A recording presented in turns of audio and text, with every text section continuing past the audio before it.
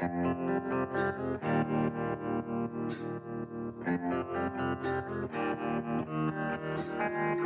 listening to the Hazard Ground Podcast, with service members from across the military sharing their stories of combat and survival. And now, here's your host, Mark Zinno.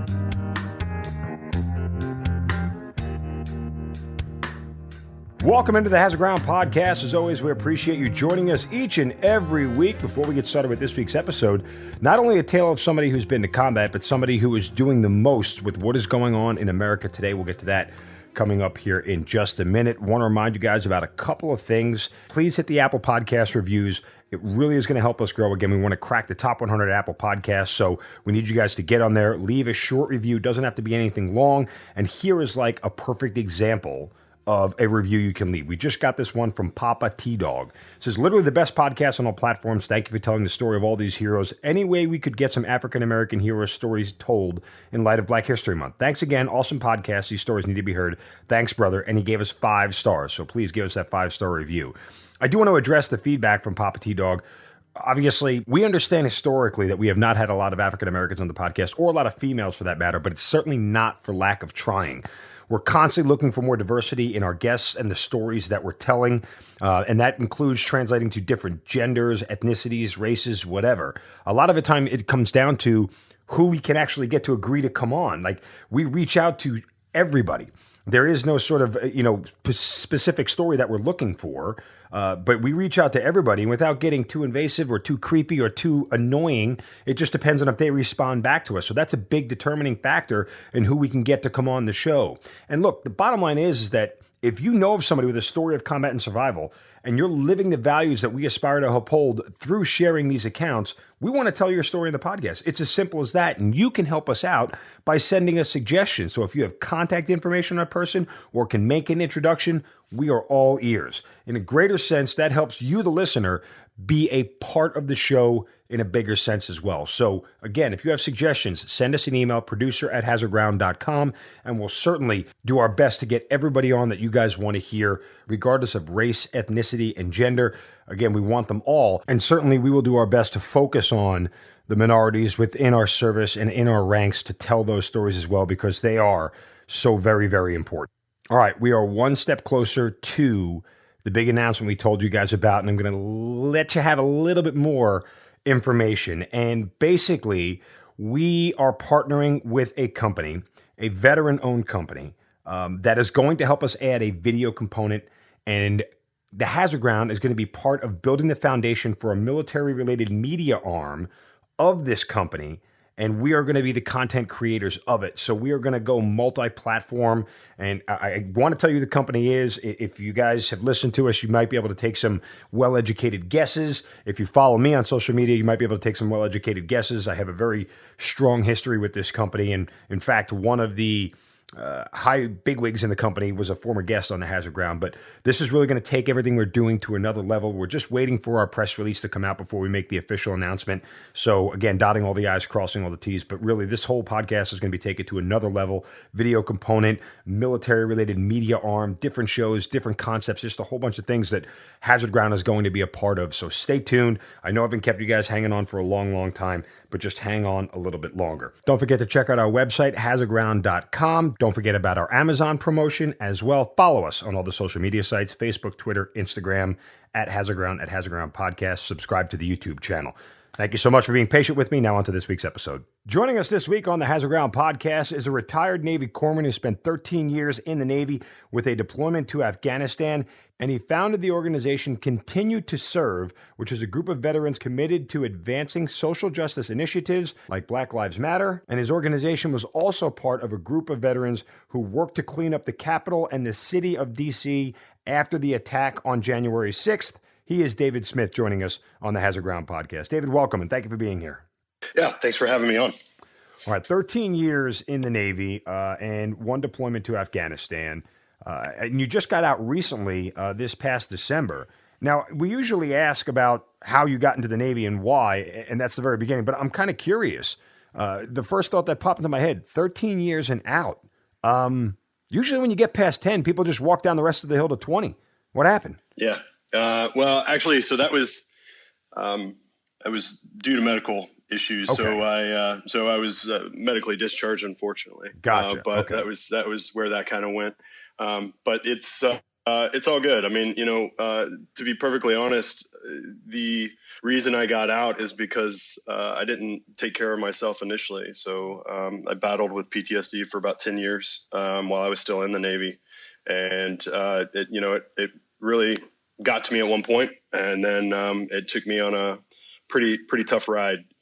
So I'm actually okay that you asked that question, because it's just a big issue, right? That we don't address PTSD when it needs to be addressed, because we think we're not that person, or we think we're not going through those issues. It's always somebody else. And so that was kind of my battle, and I'm through that, fortunately, and I came out of it on the other side okay. But it was definitely a rough ride for a couple of years there. All right, we'll dive deeper into that coming up, but let's now go back to the beginning. How and why did you start in the Navy?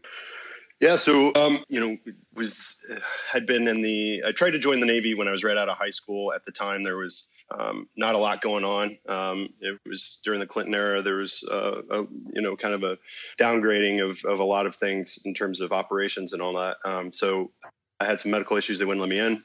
Of course, when there's a war going on, those tend not to be an issue. So when I was it was 27, so I was basically a grandpa is what they called me when I was at boot camp. And I just decided that I needed to change my career, is really what it came down to. I'd always wanted to join. And, part of it was when 9/11 happened, I was engaged, and my fiance begged me not to join. And so when that marriage ended, I went and signed up, is essentially what it comes down to. But I've always wanted to serve. I always wanted to be in the military. My grandfather and grandmother was in the military. I had several uncles in the Navy. And so it was just kind of something I always felt a calling to do. And so that was pretty much why I joined. Well, look, and similar situation. I always tell folks, my personal story. When I signed up, it was during the Clinton years, and it was like all my friends were like, "Why aren't you getting a real job?" Because back Right. then, you didn't need to join the military. There were so many other options at the time. We were at the greatest economy in our country's history, and so there was no reason for people joining the military at that point were avoiding something, right, or couldn't get a real job, or running from something kind of deal. So I certainly understand that. So when you join up, did you know you wanted to do the Navy, or was it one of those recruiting stories where that's the guy who was in the office at the time? No, I don't know why. I just always had, my uncles were in the Navy, my grandparents were, and I don't know, honestly, I don't remember what it was that just specifically drove me there, but that was just the first office I wanted to go to. And when I started talking to the recruiter there, he was a good talker. So I just never ended up going to any other recruiter office. And I was excited too. I mean, I knew kind of an idea of what I wanted to do, and I wanted to I kind of had just this idea of starting over and starting fresh with a new career. So it's kind of interesting. When I went to MEPS, they wanted me to be a CB because I had construction experience, and so I joked around with the chief at the time. I was like, look, if I wanted to get shot at and build stuff, I would just stay where I'm at in the town I'm at. And so, because I kind of lived in a rough area at the time. So I was like, I'd prefer to do something else. And so that was kind of when I got to found out about what a corpsman was, but down the medical route. So I was very happy about that. So your Navy career starts off. Where do you end up going first? What's your first duty station, and how quickly do you end up actually getting deployed? So I was actually a reservist for most of my time, but I spent about 3.5 years on active duty.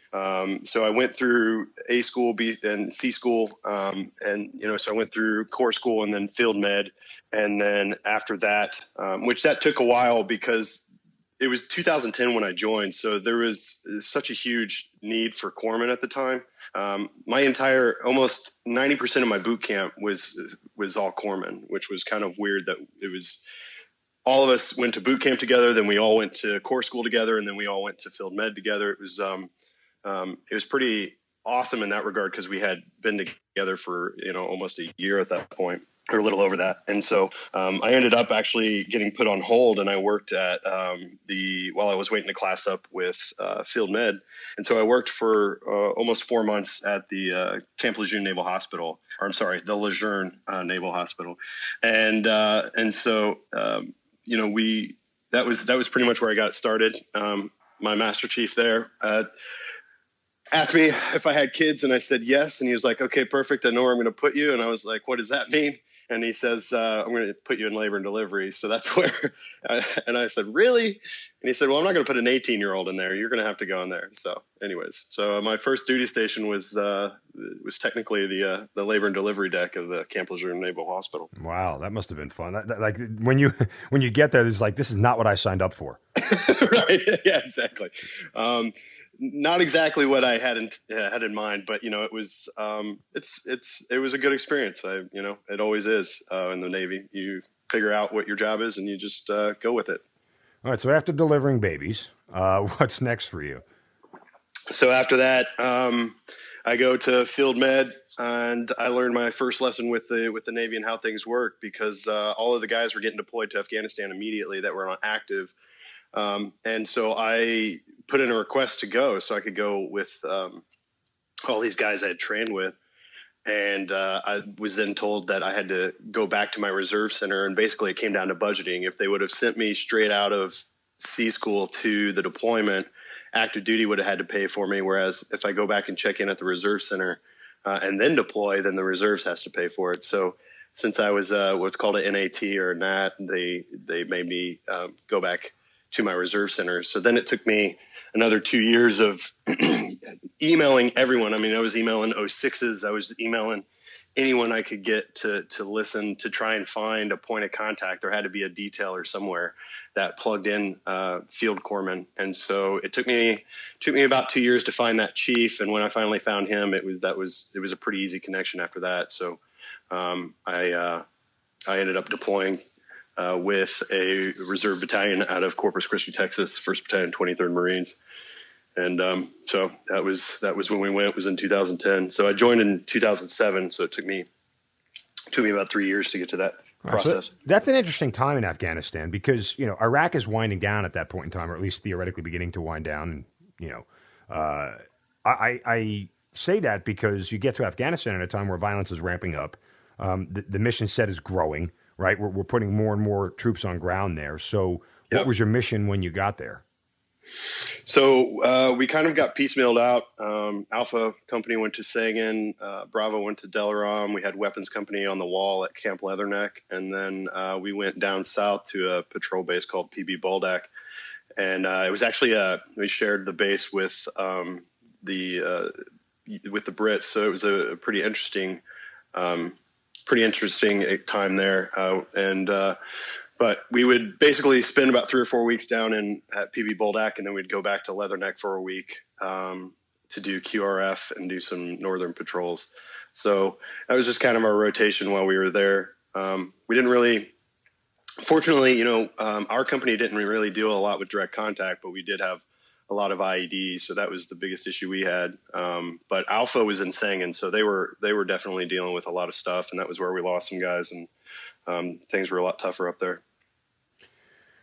When you talk about losing some guys, what's that experience like for you? I mean, it's kind of almost full circle. You go from the beginning of your career of bringing people into this world to watching people depart it. So, yeah, what's that experience for you? It's interesting. I had many of the times when you're sitting out on you're just sitting out on Overwatch at one night on patrol, and you're just sitting there. So my sergeant and I were talking about the kind of the blessing and the curse of being a corpsman, being that, you train and you train and you train, and you want to know that you can do your job. But then at the same time, the last thing you want to do is have to do your job because that means somebody's hurt. And so, and what's unfortunate actually about the guys we lost, we didn't even lose them to the enemy. We're the only battalion, at least at the time. I don't know if it's happened since, but as far as I know at the time, we were the only person or the only unit to have blue on blue with a drone strike. So they called in a danger close strike, and that missile took out a couple of our own guys. So that was pretty gut wrenching experience to know that not only did we lose them, but we lost them by our own actions. Now, how did you find that out? I mean, usually, okay, and forgive my ignorance of Navy Corpsman, but you're working in a field hospital, I assume, right? And guys just come in. At the time when they're coming in, do you know that that's what happened, or you found out after the fact? So I was with Marine Infantry. So I was, out doing patrols and stuff like that. I did a 3-week rotation just to do some training at the Level 1 Trauma Center there at Camp Bastion, which was connected to Camp Leatherneck. And so I did work in the hospital there for a little bit, but most of the time we were just out on patrols. Mm-hmm. I happened to be back. We happened to be back on the QRF rotation, and so we. I kind of I was in the at the what we call B dock, and we had I was in the medical spaces at the time, and I walked in, and I just see a lot of commotion going on with the corpsmen that were in there and Master Chief, and somebody's name had been taken off the board, and that was my buddy, and so Rast, and so we. Yeah, we kind of just found out. I mean, the information came trickling in, right? So, like, at first we just knew somebody was hurt. We didn't know what happened. We didn't know who. And then then we found out it was one of the corpsmen and one of the other Marines. And so it was, man, that was a tough day. And it wasn't until later that we found out what happened. And then, of course, there was a lot of unrest because we were just upset. From what we were told, all of it was hearsay, so we didn't really know at the time, although I believe it's in record now. But basically the drone pilot had said that he was not able to discern enemy from friendly. And so the lieutenant still called in the strike. So that was what we found out later on. But it's a tough blow. And I mean, it's more than that actually, but it was just it was a rough time. That was probably one of the worst moments while I was there. Well, when you say more than that, specifically, what do you mean? I mean, it's just like, there's no way to describe it, to lose one of your buddies that, and I only had met Rast when he had come, cause he was on active duty and volunteered to join us. He was stationed in San Diego at the hospital, but he wanted to deploy. And so he got attached to our unit pretty late, actually. And, it was just, it was sad. I mean, he was a young kid, and he deserved better, So it was hard to cope with that. When you find that out, and, obviously when you say there's unrest, I mean, were people complaining to the chain of command about what had happened? Were other, Navy and folks and Marines asking for clarification? I mean, were you kind of just took the information as it was? Yeah, no, I mean, basically there was just, it was a lot of, you didn't know what information was legit and what wasn't, right? Because, I mean, we're out in the middle of nowhere. And so you would just take in everything that you heard, but there was just a lot of questions being asked and not a lot of answers being given, right? So there was just a lot of concern and unrest and unrest in the fact that, like, it wasn't like we were going to mutiny or anything, but there was just a lot of emotion wrapped around why we would hurt our own guys. Right. So it was insane. Well, I guess to even think that's possible. I guess the underlying issue, I mean, how do you trust your chain of command after that? I mean, well, right. we work in this organization where, there should be a unified belief in the chain of command from top to bottom, theoretically, right? And right. We know that it's not that way in reality, but at the end of the day, we all sort of, whether we want to admit it or not, genuinely believe that the people above us are always looking out for our best interests, right? Like that's sort of the general thought. I mean, obviously, again, I'm sure people who are prior military are shaking their heads going, nope, that person definitely wasn't looking out for me. And those instances happen, unfortunately, but that's the sort of thing that can break a unit or can break sort of the morale of a unit because now it's like every day you get up and get an order and you have to think twice about it. Yeah. I think, part of it is, the unfortunate reality, and they talk about this all the time, complacency kills. Like you'll see the signs all over the base, right, basically saying don't get complacent. But there's this part of you that, after a few months of being out there and patrolling, you're not really thinking about, you've kind of just, surrendered that part. At least I feel like that's what I did, is surrender that part of control, right? That, at any time something bad can happen and you just have to be able to respond to the moment and not worry about everything after, because there's no guarantees. What sucks is to think about now you have to worry about your chain of command as well as your, the enemy and what you're doing. I mean, the last 96 hours we were in country, we were ordered to move our hasty patrol base from one place to another. And we had intel that suggested there was already other IEDs on this hilltop, but we had to go sweep it anyways. And, we were joking about it at first, and then it got quiet. It was kind of like we went through all these stages. And of course, we're doing what my sergeant would call Zamboniing, right? Which, we have the mine roller and we'd be out there like clearing an area to see if we can set up a patrol base. And we're driving over this hilltop, which had 4 fingers on it coming off of the hill, right? And we had hit an IED in that same area just a week before. And actually, one of the guys that was in our vehicle, one of the sergeants that was in our vehicle, was in vehicle 1 who had hit that first IED. So we were already like, why are we going back to this area where we know that we have intel, there's possibly more bombs, but you follow orders and that's what you do. And of course, lo and behold, we, with less than 48 hours before we're supposed to be done with operations, we had already done turnover. We were just doing our very last patrol, really. And our vehicle just got destroyed by a 80-pound bomb. And all of us spent 4 days in the hospital. So, and you that you're doing what you're told to do, but at the same time, you're still questioning it. Right. But I mean, what do you do?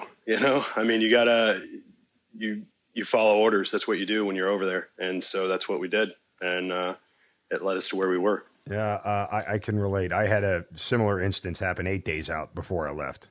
We were already ripping with the unit in place. Ripping for the civilians listening. Our replacements are in place. RIP. Yep. And so I got tasked with a similar mission 8 days out, and our vehicle got hit with an IED. It's one of the you think you're that close to the finish line, and all you're going to do is coast all the way through, right? And then all of a sudden something pops up, and your world gets thrown upside down. So. How long was that total deployment? It was just right around 8 months. So we did, sounds like a lot in 8 months, man. 3 months of workup, and then, about 2.5 months of workup, and then we deployed. And then, we did about a month or so of spin down, when we got back so it was, all told, it was right around a year. But the time on ground was around 8 months. Yeah. I mean, like I said, it seems like a lot of stuff happened in a short amount of time. Yeah, I mean, it was, everyone was kind of going through their things, and, you would only get piecemeal information from other companies because we were so far and spread out. So it was only every few weeks, like when we go back to Camp Leatherneck, that we'd actually get to pick up any news of other companies and what was going on. Sometimes you'd cross paths, but most of the time, we didn't see anyone until we got done with the deployment. When we were actually back in, I guess when we finally did our turnover. So the last week we were in country there, we were kind of all hanging out together before we all parted ways. And then I think the hardest part for me was, since I was an individual augmentee or an IA, all the guys, all the Marines went back to Texas, and I went back to Illinois where I lived, and none of the people that I served with at the time had deployed. I mean, they called themselves, they said they had deployed, but they went to Landstuhl, to the hospital in Germany, and went and did all these USO trips on the weekends. So I was like, that's not a deployment. That's a vacation. So like we used to joke about that. Yeah, it's that same as deploying to Kuwait. Like you're in the Middle right. East, but it's not a deployment. Right. Yeah. If you have ice in your cup, don't talk to me. Exactly. So it's a fair way to phrase it. Exactly. Yeah. Actually, if you had a real cup, let's start there. Put it that. Yeah. Well done. Yeah. So, my sergeant used to make a big deal about that. Sergeant Tuke, he always would talk about how he missed ice in his soda. And I was like, that's true. That's real. It's legit. So you get back from Afghanistan, to kind of return a little bit here to the PTSD conversation. After everything you had went through, did you think at that point in time there was anything upstairs going on that you were cognizant of? Oh man. I mean, being a corpsman, I can't sit here and lie and say I didn't recognize some of the things, but at the same time, I was just like, I just need time to calm down. Right. I got to thinking about it once, this was a few years ago, but I was just thinking about the fact of, I was working at a hospital at the time because I'm a nurse now. And, I was working at the hospital and just thinking about how tired I was. And I was like, what's crazy is we're deployed. They gave us one 24-hour period to just do whatever we wanted to. And outside of that, we were working every day. And, it's like, if anyone ever put you in a job interview and said, hey, you're just going to have to work like 12 months straight and we'll give you like 5 or 6 days off, no one would take that job. And yet that's what we do, So coming home and trying to get back into a normal routine was just impossible for me. At the time I owned an AR-15. So I literally had to carry that with me kind of around the house everywhere I went. Because I just couldn't, the idea of not having my rifle next to me, would freak me out. I had all sorts of sleep issues. We lived on a gravel road. So when people would drive by, I would get so freaked out from that. Yeah. That's a very distinctive sound when you hear a Humvee or whatever going over gravel like that. You know exactly what it sounds like in your ears. Yeah. And it was, I couldn't sleep. So it'd be like 3 a.m. and somebody would be driving by and I'm freaking out, I mean, it was bad. And I had a lot of issues. I put my kids through a lot. I really struggled with alcohol and continued to struggle with alcohol over the past, for basically almost a decade. And then kind of just got to a point where I just finally crashed a couple years ago and just couldn't keep coping anymore. I was just tired of, I was exhausted of I just got burned out of trying to force myself through stuff. And I had gone to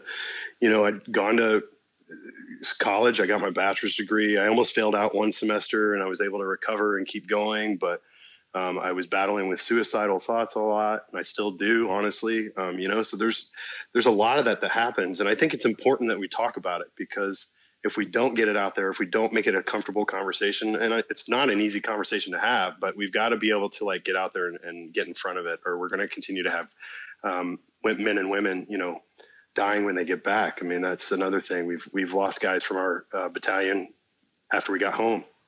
So it's the worst feeling in the world to know that you actually made it through the war, and then to know that you still are losing guys. And it's just gut wrenching. And so yeah, I mean, it was just tough to get back into a routine. And so that haunted me for a number of years, and really just finally got to a point where it kicked my ass and put me in the ground. You brought up something interesting, and I speak to my own personal experience of this, and other Hazard Ground guests have brought this up. You talk about the effect it had on your kids, and I'm not a doctor, psychiatrist, psychologist, none of the above, but there needs to be some sort of study and effect on people, military folks in particular, who have PTSD, and how that affects children. I know you can't pass it on to your kids, but the behavior you exhibit in front of them, especially when they are young, can have a permanent effect on them. And it's one of the things that I am most conscious of with my own children. The times when I snap, or the times where I have a bad reaction, you know, because that reaction sometimes is so ingrained. Listen, I don't want to get into a discussion on parenting here because that's not what this show is about. But, you know, we can have that conversation about how parents, you know, react to their children. But I know some of those snaps are sort of subconsciously predetermined, right? Like it just because when your intensity level gets amped up or your heightened sensibilities get amped up, you know, there's a reaction and almost an uncontrollable reaction unless you really, you know, focus on it and diagnose it to that aspect. But my point is how your kids see that. And as military members who are dealing with PTSD, you know, yes, the focus is on us to make sure that we get better. But there's a second and third order of effect of that, not only to our spouses, but to our children. And the way they see us act, if it has an effect on them and almost predetermines them to act that way when they get older. And I think there's got to be some studies done somewhere about that, but I feel like that's not talked about enough. Yeah, no, absolutely. And, you know, I mean, that was part of where, you know, part of the guilt that I had, right. When I finally got to this crash point of recognizing things, you know, within my kids, seeing, you know, as you see them grow, I mean, they're, you know, 15 and 17 now. So, but at the time they were, you know, 5 and 7. And so, you know, they were very young, and, you know, to see their dad, you know, I never hurt them directly, but, you know, I would pick shit up and throw it and break it and, you know, punch holes in walls and, you know, do all sorts of just insane things. Right. And it was, you know, it's just terrible to go through that and then to recognize later on that you were that person. And, right. And so there was a lot of guilt and shame and self-hate, you know, and just there still is, right? But those are things to work through, and I still am. I mean, I go to programs with the VA. I'm in one right now, you know, just to make sure I'm like, you know, staying clear, you know, and making sure I'm trying to treat myself and do the right things. And, you know, I think, again, I just think it's important that we somehow normalize that, because there's a lot of us that have these issues. Even if they're minor, but, you know, I mean, there's a lot of us that have those problems with PTSD, and we just don't know how to cope with it, how to battle it. And we feel like we can handle it on our own, you know? And I think that's where I was at. You mentioned that crash point. What was that for you? You know, it was just stress. I mean, the anxiety, you know, there was a lot of personal issues that were going on in my life at the time, with my spouse. And then, you know, like I had actually gotten to a point where I was pretty functional, but I was just like holding on to just all of this, right? All this anxiety and guilt, shame, and just everything. So it just got to a point where it was just too much to handle anymore. And so I almost took my own life. I ended up in the hospital, and, you know, and then I spent 3 months at the VA in a PTSD program, where I really had to do a gut check. You really look at yourself in the mirror at that point and see where you're at and realize, you know, you got to make a decision here. You know, what are you going to do? And it's not an easy decision to make. Unfortunately, it's, you know, it can be a battle to come to that point. And a lot of the guys that were there, you know, dealt with that. But it was good to be in an environment where other people were going through it as well, though. You're able to recognize, you know, that you're not alone, that there's other people out there. Really, this sense of community and camaraderie that I kind of had felt like I had lost. It was also a weird time with my Navy command, because a lot of the guys that I knew were either getting out, that I had served with in the Navy for a while. So it was starting to feel kind of lonely at the command. And, so there was just a lot of things happening that kind of just finalized that point to where I was at. Mm-hmm. And did anybody in the Navy that you were there with recognize anything, say anything to you? Was anybody able to point something out to you at any point in time? No, I mean, I would say when I was at drill, for the most part, like no one would know. The only time anyone ever knew was when I would we'd do our yearly PHAs, where we do our physical health assessments. And, you know, I'd be honest on that and say I'm having issues, and they'd be like, okay, well, you need to do something. But then I would get red flagged, but then, you know, the NAS medical department never really ever followed up. And I just, you know, I wasn't going to go get help on my own. So I just, you know, was just like, whatever. And I have to pause you for a second, because that's extremely disconcerting from the standpoint of, I'm one of those people who lies on my PHA. Yep, everything's great, because I don't want to deal with it. And the fact that you actually stepped up and said something and it got ignored or it got glossed over is extremely troubling. Because you are in the minority of people who actually tells the truth on those things. Because we're all generally just told, just fill the thing out as quick as you can, move along, and we'll be done with this PHA because no one wants to sit in those lines anymore, right? Like, but you're the one person who actually speaks up, and then that's mind blowing to me at this point. So the first few years I didn't, but then by the time, I don't know, I would say like 8 years in, I kind of had this I don't give a fuck attitude, and I apologize. I don't know if I'm allowed to say that on here or not. You can say whatever you want. I just had this, I just was like, you know what, screw it. I'm going to put exactly how I feel on this. And it was kind of confirmation, unfortunately, of what I felt like the NOSC was like.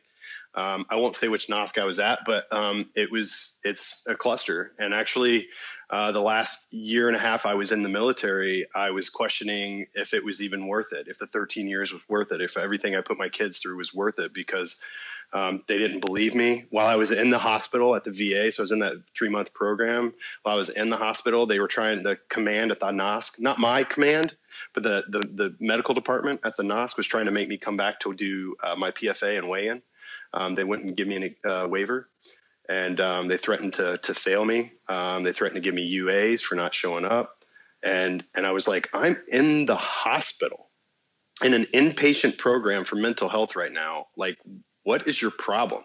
You know, like where's the disconnect here? But it was the chief of that department, for whatever reason, decided he didn't like me and thought I was, I guess, making it up. I don't know. And, he just decided he was going to do everything to make my life miserable. I'm still waiting. Honestly, I'm still waiting on pay from April to December. Right now, they still have not paid me. Yeah. So the last year and a half of my enlistment was pretty miserable. And so it was like killing me. And that was where, continue to serve. When I started that and I started meeting up with all these other veterans, it was the saving grace, honestly, because I was starting to kind of get back into this zone. It was really hard to heal mentally when your own Navy command is treating you like you're a problem and not someone that needs help. And so, we're every month it's something different. There's always a different excuse. And so it's just, it's been really, terrible. And it doesn't surprise me at all that they never followed up with my mental health, because they don't really do much of anything, in my opinion there. But anyways, yeah.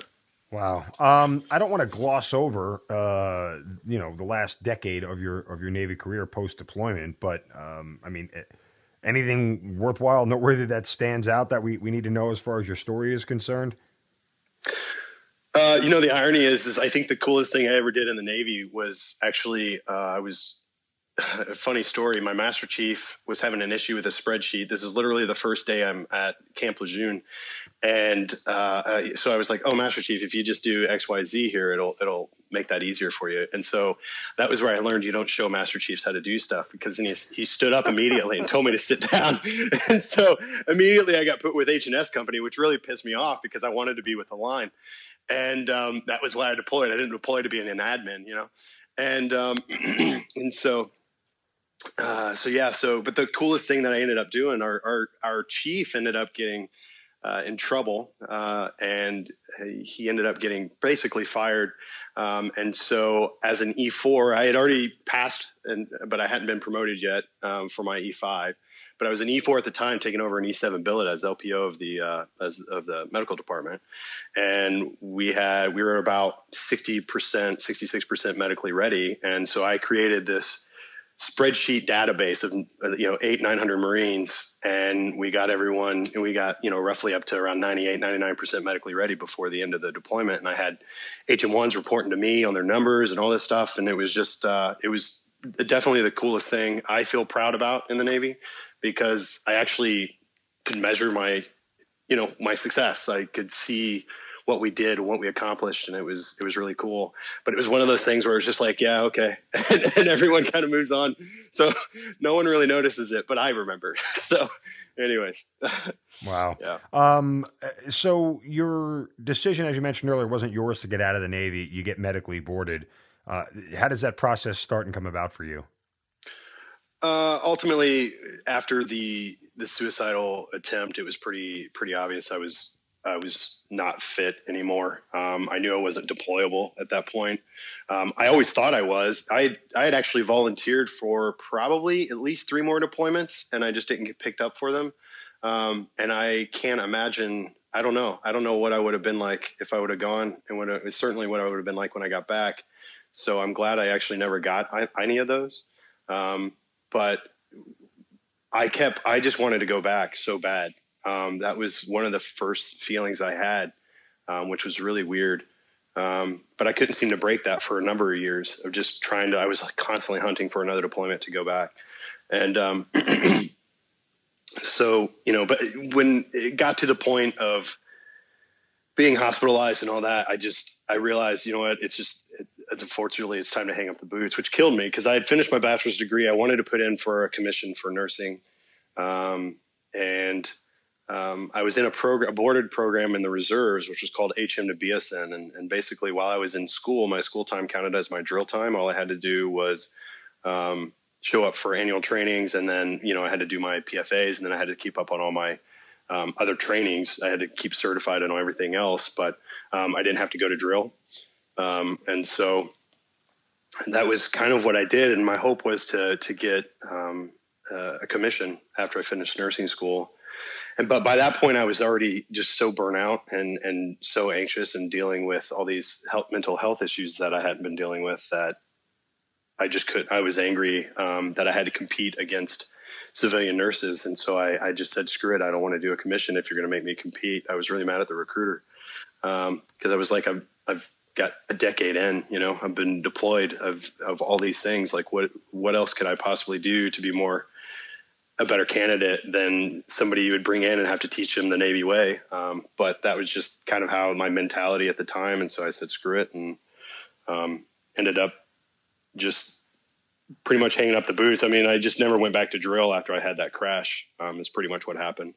I, spent a lot of time, getting help. And so that kind of just took away from everything. And when I was going through the board, the people at Ptsd doing the med board, which they're squared away. I mean, everything that was wrong that we had trouble with was at the NOSC level, but man, and at Walter Reed, that process went amazingly well. Even with COVID going on, they were still very efficient and effective at like processing the paperwork and all that stuff. That was actually a pretty good process. I don't want to make it sound like everything was all horrible, because they really did a great job. But it was pretty much decided pretty quickly by the command that I wasn't fit for duty and I wasn't going to fight it. It was the decision they made, and I kind of just decided I would leave it up to them to decide. And if they said I wasn't, then, that it is what it is. And even if they said I was fit, I don't know that I would have gone back. My enlistment actually ended in November. So I got extended just for 6 months just to get through the rest of the med board. So, gotcha. Yeah. Do you think that had you been able to recognize some of what you were going through earlier, or had you gotten the help when you put on a PHA that you were struggling with something, do you think the end of your career turns out differently? Do you think you're still in at this point? I would say probably. I think if I had gotten help and gotten treatment and all those things, I think certainly there was a chance that would have changed the trajectory, because I was just on a bad path at that point. But everything in life has been interesting. I have a lot of conflict within me now about, Afghanistan and what we did there and what we didn't do there. Just everything in general of kind of how long we've been there and what are we actually accomplishing. And, we felt like when we got to the end of our deployment, it's like, what do we do? We're sitting there watching our vehicle be loaded up on this tow truck. And it's just like, what is this for? And so, it was man, I mean, it was just a lot of emotion about that. And so we just, I kind of lost my train of thought. I got to be honest with you. I went off on a tangent. No, I mean, listen, it's some of this stuff. It's not always, we don't always like to pull up, the Band-Aid of old wounds, but sometimes these conversations just naturally lead to that. Yeah, no, I mean, I think it was just, there's a lot of conflict about my service and like, what did I do? What did I accomplish? Oh, but this is what I was going to say is that had I not served, had I not gone through all that, I probably never would have continue to serve. I certainly wouldn't have ever moved to DC, because the whole reason I moved here was I had a job offer through the National Institutes of Health and a veterans program they had there. So that was why I even moved here to begin with. And so there was just all these decisions have led me to where I am. And so, while I'm not proud of, what I put my kids through, for instance, but at the same time, I know that anything we've ever gone through, anything we experience, we either turn it around and use it to do something positive with it, or we let it consume us. And so for me, with Continue to Serve, for instance, we have these, what we call family meetings, and we do them every couple of weeks, and everyone, we just do like a big video chat, and we'll have either speakers or topics that we talk about. And then by the end of it, it's just kind of like, hey, if anyone wants to stay on and keep talking, I'm here, I'm not going anywhere. And so we'll have these conversations, and people kind of release some of this stuff they've been holding on to. And it's therapeutic in a way. And I don't even think we recognize it that way. It's just, but it is, and we've got to be willing to talk about things and get it out there.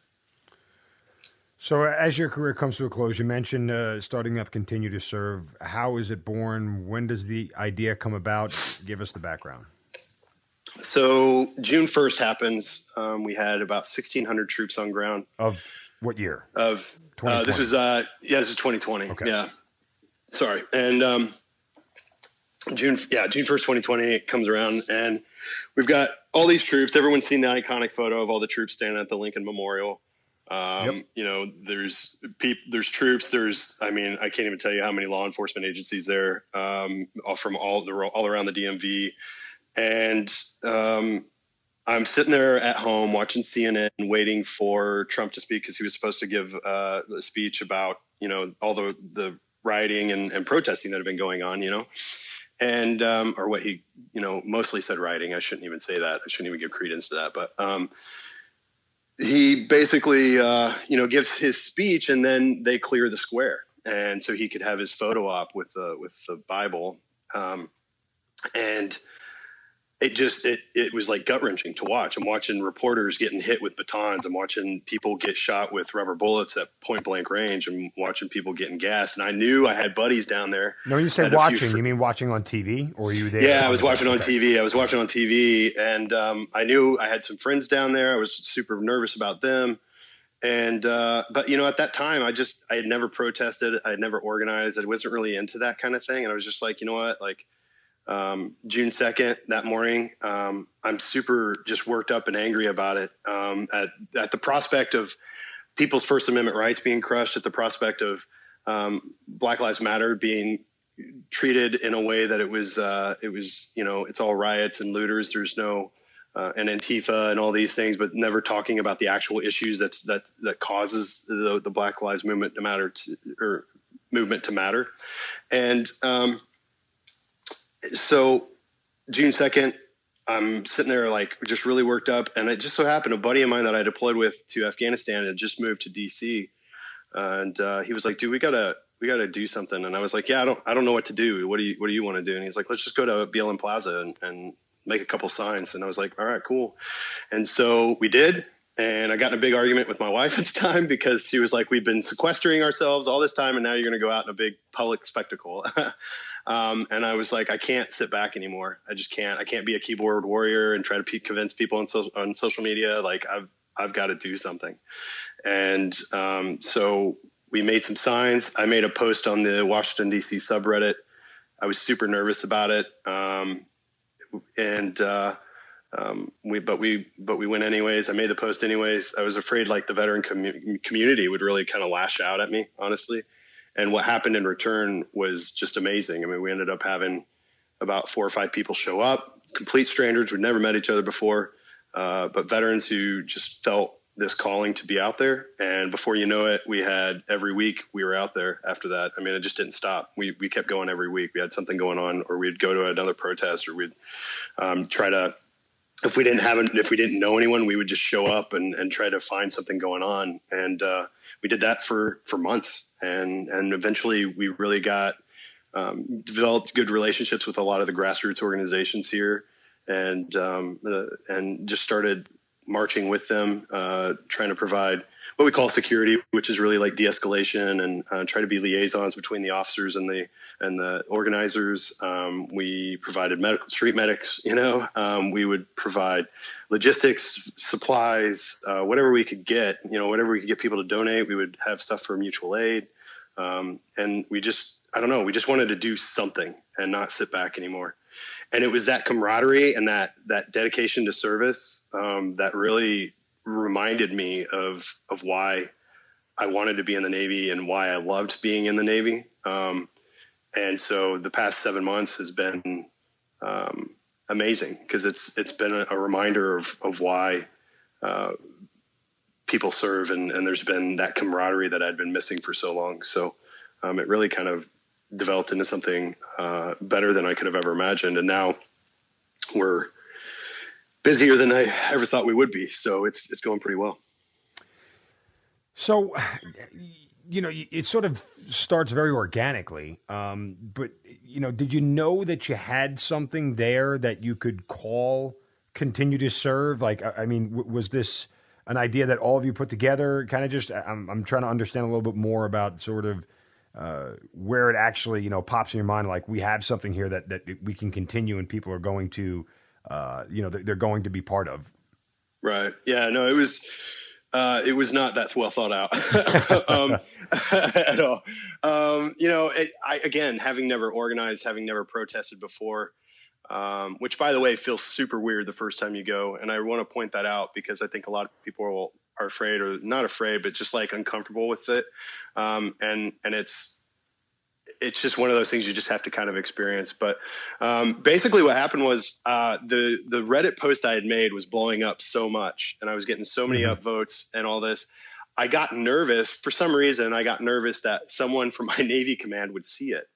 And so I was like, I need to change the username, or they might connect me to, which was silly. Cause I mean, I don't know. I just thought that it might be something concerning, and I was still in the military at the time, still going through all the med board stuff. And I was afraid of how they would react to that.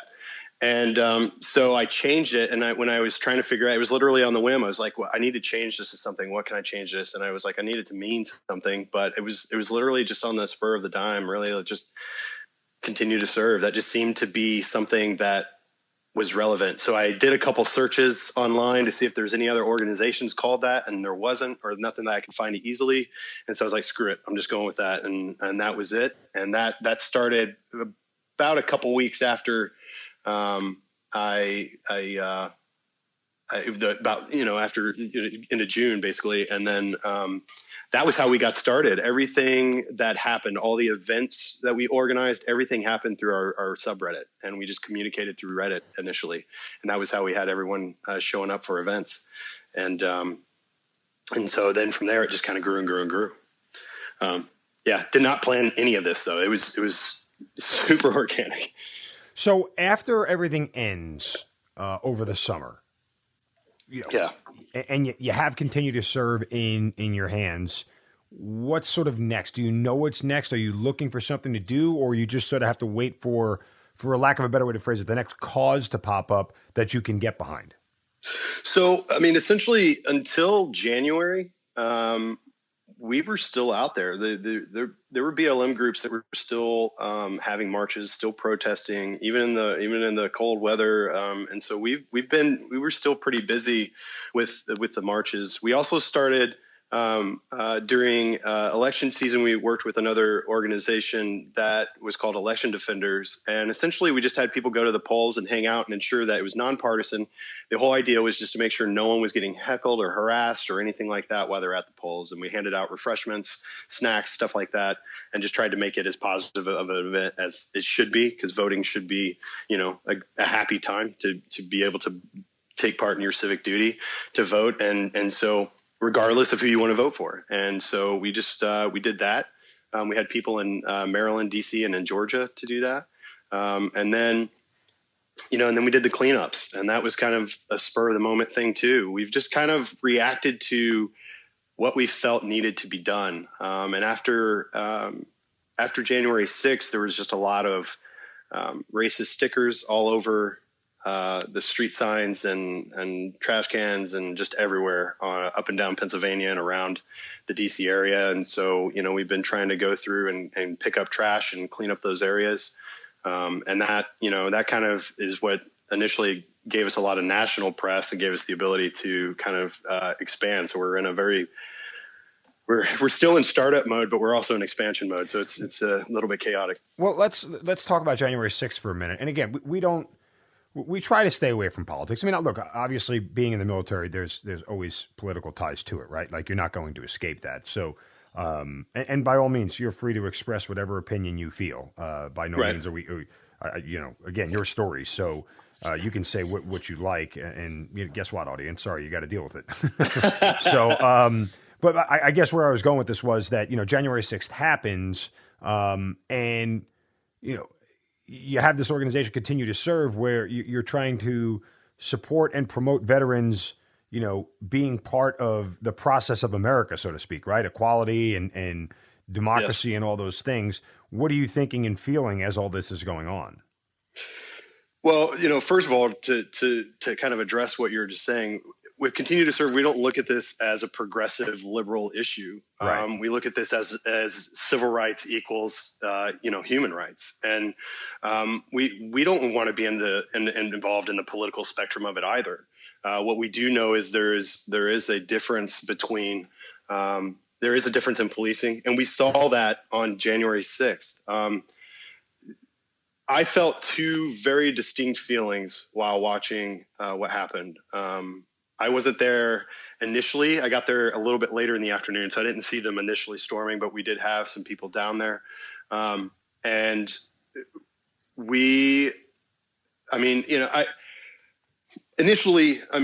obviously there's distraught and concern about holy shit, like our democracy is under attack right now, and it's under attack by our own citizens, which is insane. So there is this massive weight of concern of how is this going to end, right?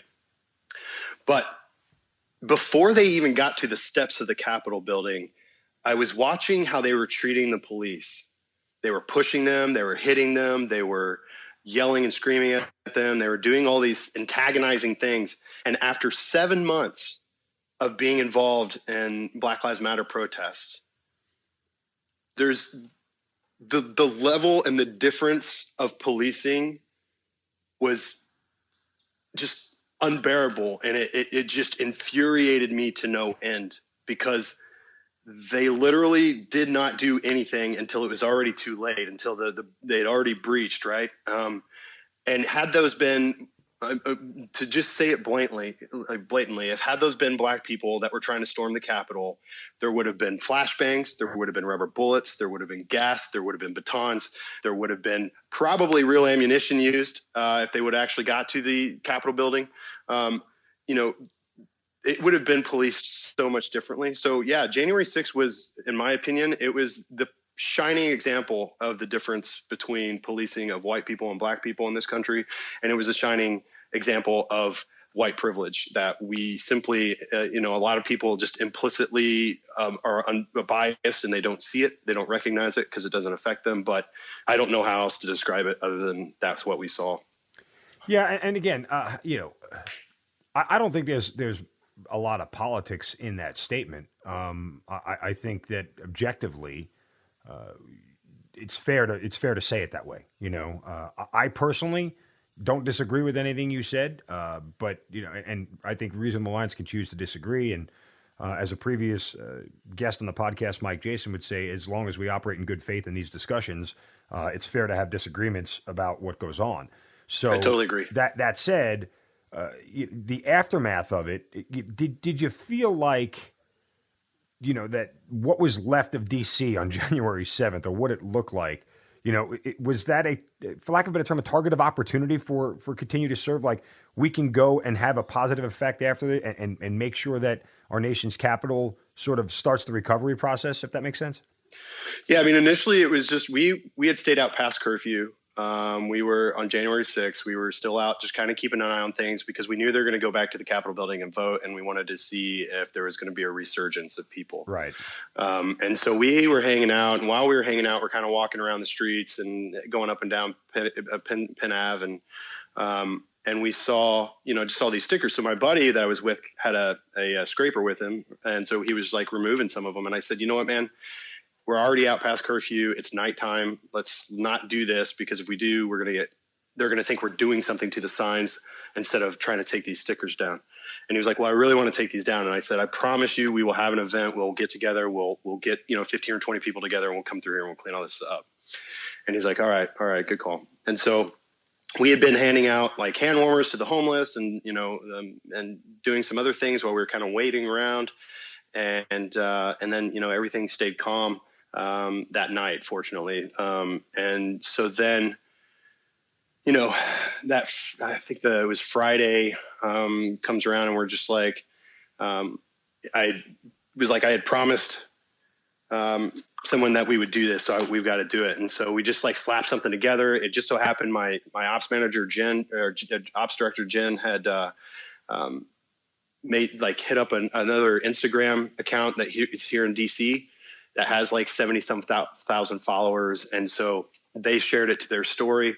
And then from there, the traction started to build. And then it got on to another one where there was over 1 million followers on that one. And so it just like grew and grew and grew. And the next thing I know, Washington Post and CNN and all these other people are wanting to talk to us. And it was just crazy because we were just trying to do something that we thought needed to be done. That's it. I mean, we're just trying, again, we're a dynamic group. Everyone tells me I'm not niche enough, but I just feel like our group is niche in the fact of who we are and what our mission is. I don't feel like we need to be locking ourselves into any one thing, and we just need to be whatever our country needs. That's what veterans are. We swore an oath to the Constitution, and that's what we are trying to uphold with Continue to Serve. Yeah. Yeah. Okay, go ahead. I'm sorry. I didn't mean to cut you off. Oh, no. So I was just going to say, it's just, we just thought we would go out and clean and try to do something positive in the face of something really negative.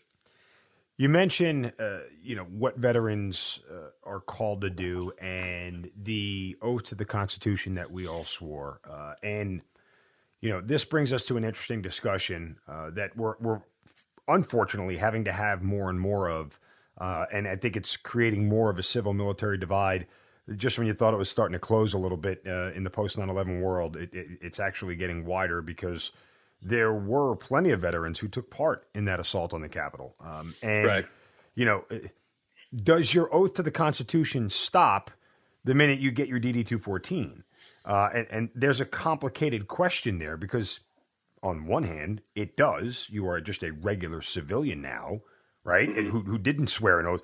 Civilians don't swear an oath to the Constitution. They don't have to, after birth, right after baptism, it's not like they raise their right hand. It's, they're just American citizens and they're afforded all the freedoms and ability to do what they want like everybody else is. And you take that uniform off and you're no longer part of the service. You're not held to the standards of the service.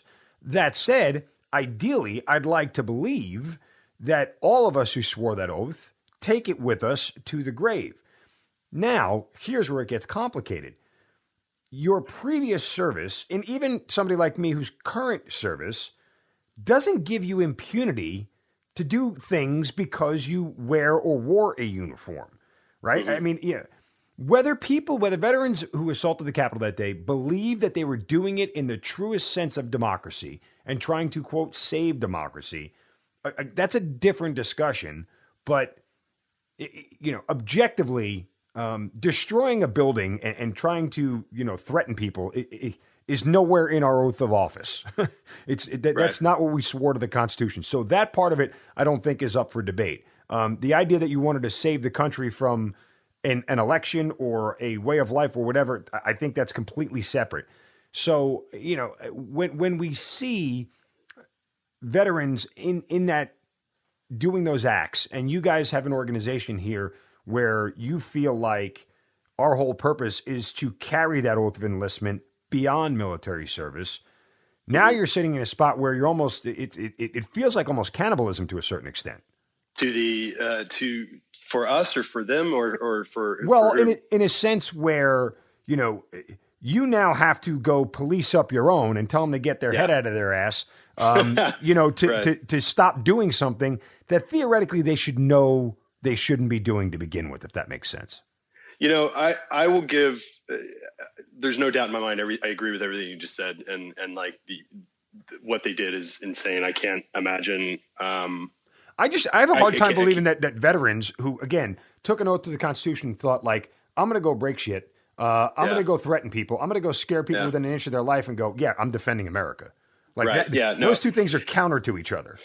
But here's the problem, and in my opinion, is not only was it media, not only was it crazy alt-right media, but it was, you had 140, and I know we don't want to talk about politics, but like you had leadership in this country. Let me just put it this way.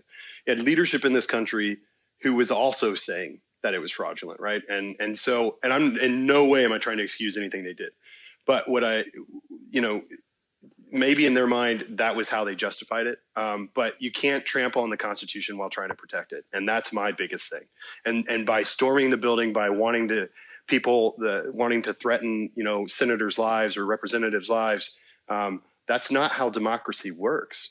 And so if we want to protect democracy, then we need to protect how it functions, not attack the very system itself. And so if we feel that there's issues within that system, then there are ways to tackle that. And, I feel like, look, no one could possibly, if they were able to somehow make the election fraudulent or whatever, they went through every avenue possible to legal action to try and resolve it. Every legal action was pretty much turned down. So, there's a process to go through. And so I don't know how they could justify doing what they did. I don't know how they can sit there and have, blue line flags on their vehicle, but then at the same time attack police officers, kill police officers. I literally, the night of January 6th, while I was there, when they were finally pushing them away from the Capitol building, I was standing right next, I was down there, and they started, chanting, "Burn your blue line flags, burn your blue line flags." And, it was just, and, all these people were saying, "I don't get it. We're here for you, man. We're here." And they were talking to police officers, as if the police officers were somehow now the enemy for them, and, the whole thing was just surreal and insane. And I don't have any justification for any of it. But, with regards to what we do and how we feel it's important to remember our oath, I just don't feel like when you take an oath, it's in my opinion, it's till you take your last breath, right? If I promise to do something, I'm going to promise to do it. It's interesting you asked that question though, because I've definitely had people on my Facebook tell me, look, my oath ended with my DD-214, right? So there are some people that just think that, and that's okay. I'm not saying one way is right or not. I just know that for me, I feel like I still have work to do as a civilian for my country, and that's what I'm trying to do. Yeah, and again, to put a bow on this sort of portion of the conversation, and I would just say, and this is just one guy's opinion, I want the civil-military divide to close. I want civilians to better understand what we do. I really would like the hero worship of people in uniform to stop. Yes. I think that's a huge problem. I think that there is a massive amount of public guilt for people who don't serve, which needs to go away. You're not lesser of an American because you didn't choose to serve. And the idea that we as military folks and veterans deserve preferential treatment over other Americans, I think is flawed. Don't get me wrong. I love my free Applebee's on November 11th. I'm not going to say no to it. I like my 10% discount at certain stores. I'm totally okay. Like, I know it's two-faced for me to say it, but hey, I'm not arguing against it. But what I am saying is that there is a certain amount of deity status that we get put upon because it's look at what we do and oh my God, we fight wars and everything else. Yeah, well, guess what? Firemen fight fires every day, and no one is offering them 10% for anything. Like, I mean, there are a lot of dangerous professions in America, and fine, we chose one that involves us fighting and winning the nation's wars and defending democracy till the bitter end. Great. That's not for everybody. I don't want it to be for everybody, right? Right. Just like brain surgery isn't for me. Heart surgery isn't for great. I'm glad there are people who do it. I'm never going to be one of those folks, and I'm totally okay with that. I could never be a teacher. Thank God for all of them. Thank God for the ones who teach my children. Not for me. But that's what part of what our country is, and what makes us great is that there shouldn't be a difference between the teacher and the captain in the Army, or the corpsman in the Navy, or the firefighter, or the miner, or whatever it may be. And so we have to remove that civil military divide, that sort of it's not, rift isn't the right word, because there's not angst about it, but we just have to be able to get them to understand us better. And yes, there is no impunity to act like an asshole just because you wore a uniform at some point in time. Exactly. It doesn't give you the right to do certain things because, hey, I fought for this country. Big freaking deal. No one put a gun to your head and told you to do it. You did it of your own volition. It doesn't give you the right to get preferential treatment to do anything. And I think that is a huge problem that we're continuing to fight. And honestly, it has to start from within. We have to be the ones to preach that. We can't let civilians try to close that divide for us. We have to come to them. They can't meet us on middle ground because they never will. Yeah, no, absolutely. I mean, another thing I'm tired of is the ownership of the American flag. That flag and those stars represent every single citizen that is in this country. And it's like you said, there are amazing people that will never serve in the military, that will do so much and never be recognized for it in this country. From the small business owner who just runs a business but gives people jobs, from the like you said, teachers. I mean, just anything, right? The guy who comes and collects the garbage. I mean, man, like that. Thank you for doing that, right? Like, it represents all of us. And so for me, there's just this desire, or for some reason there's this reason, like when, and I'm just to bring it up with Kaepernick, where people were like, my brother died for this country. So, and it's like, okay, great. But like, that doesn't take away from the flag, right? Because the flag represents all of us. And so if somebody wants to protest, they have the right to protest. And so I am tired of this hero epidemic, that all veterans or all service members are heroes. Don't get me wrong. We definitely have some heroes, but if we're all heroes, that takes away from those that really did serve and really did sacrifice. Right. I can't remember the name I'm drawing a blank now, but basically all the heroes didn't come home. Right. That was, I think it was a corpsman who said that, but I can't remember. But basically we can't continue this idea that we are, just like you said, we just can't keep going this way, because I think that gives people entitlement to do what they did, right? They felt justified in storming the building because I am military, I think that absolutely was part of it. I don't think that's deniable. And I think if you ask the people, and had an open conversation with some of those veterans who were there on that day, part of their response would be, I fought for this country. Those words would be in their reasoning somewhere. And again, that's the attitude that we can't project on anyone or anything. We all chose this life. We all chose this freely of our own volition. It's part of that oath we talked about. I take this obligation freely without any mental reservation or purpose of evasion. I mean, those are part of the same oath that you're screaming about. So, right. I mean, no one told you that you had to do this. You did it of your own volition. It doesn't excuse you from doing bad things. And when military folks, veterans or current ones, do bad things, they should be held accountable to that end, to the fullest extent of not only military law, but civilian law as well, because we have to remind everybody that we are fallible still. Even though we took an oath, we are still fallible, and people do bad things, and we have to hold them accountable, because if we don't, nobody else will. Exactly. Yeah. Well, look, I mean, I think it's an important discussion. We can go on and on and on about it, but I think continue to serve. You talk about good faith and the way you operate, and as you said, what some people listening may perceive as political, and as you said, I don't get the vibe that it's a liberal, progressive, organization that wants to push an agenda. I think that the good faith operation of continue to serve in that organization is what is important.